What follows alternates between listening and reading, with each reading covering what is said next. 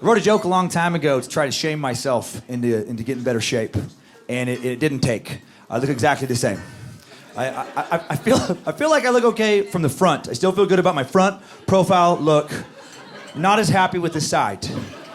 And for a long time, I didn't know what I looked like from the side. And then somebody took a picture of me when I was not wearing a shirt or sucking to my gut or aware that cameras were present. And that was a real eye-opener.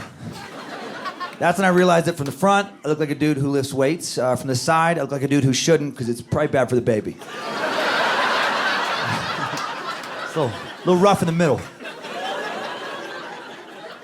Part of the problem is I do work out, but I don't work out very hard. I'm not gonna lie to you. I don't like to go to hardcore gyms. I'm never gonna be a CrossFit guy. I'm more of a YMCA guy. 'Cause I feel good about myself there. Right? I'm a realist. A lot of happiness in life has to do with putting yourself in favorable matchup situations.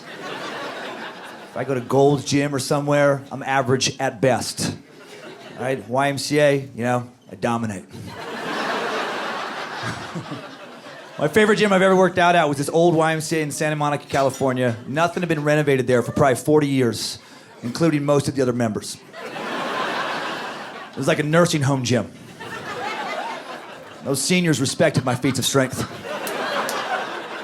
And they came from a classier generation that's quick to compliment, and I like all of that very, very much. Like a random ego stroke. One time I was doing the tricep press down, and this little old lady, Connie, was patiently waiting her turn like a decent person. And then when she went to use the machine, she forgot to move the pin to a lighter weight, and she just kind of struggled for quite some time. And then she figured out what happened, and she turned to me and she goes, "My goodness, you just lifted that." "Well, aren't you strong?" "I couldn't even move it."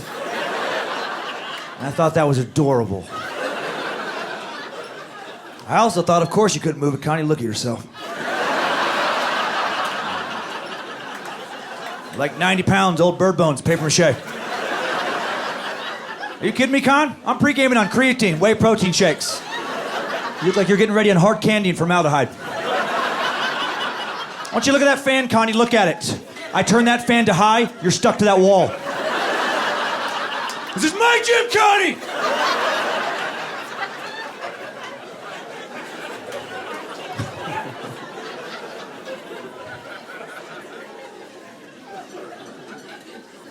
Part of the problem not being in great shape is my nutrition program. It's not great.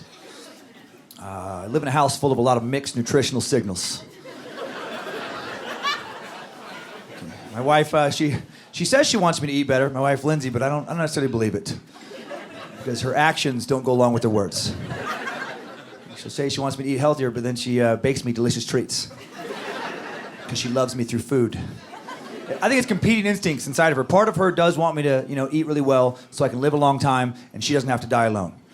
But another part of her wants to fatten me up just enough so that no other woman will ever want me. 'Cause that makes her feel secure and safe. But she'll do this ridiculous thing where she'll make my favorite treat. Like she'll make me chocolate chip cookies with like little walnut chunks, and then I'll start to eat them and she'll be like, "Dan, what are you doing? How many of those are you going to have today?" "I was going for all of them." "I'm sorry, I thought these were delicious cookies. I didn't realize you had baked me shame biscuits and guilt wafers." And I have 2 kids. I have a son, Kyler, and a daughter, Monroe. And when you have more than one kid, you love all your kids the same, but you like one more. And it varies from day to day, depending on their behavior. When my kids were younger, I tended to prefer the company of my son, not because he was older, not because he was a boy. He was just he was a better person. He just consistently made more positive life choices. I love my daughter, but when she was young, she was very cruel. She was a difficult person.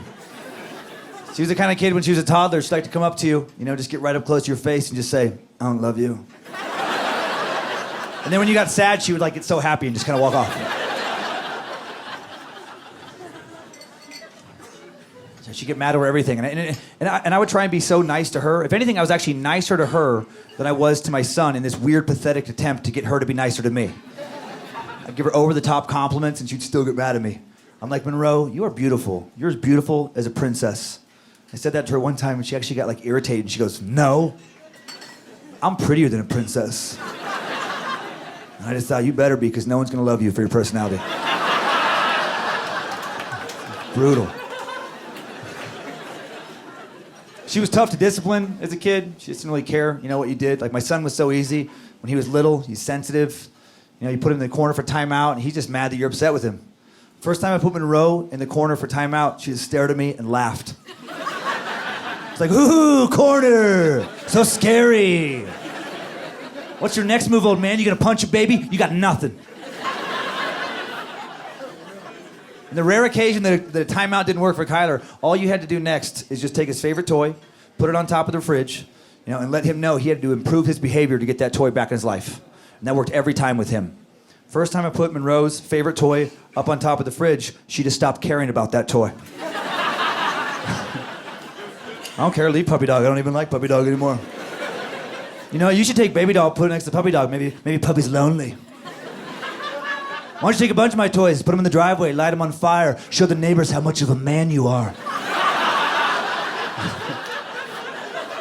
You can take all my toys. Don't you understand what's happening here yet? You're my only toy.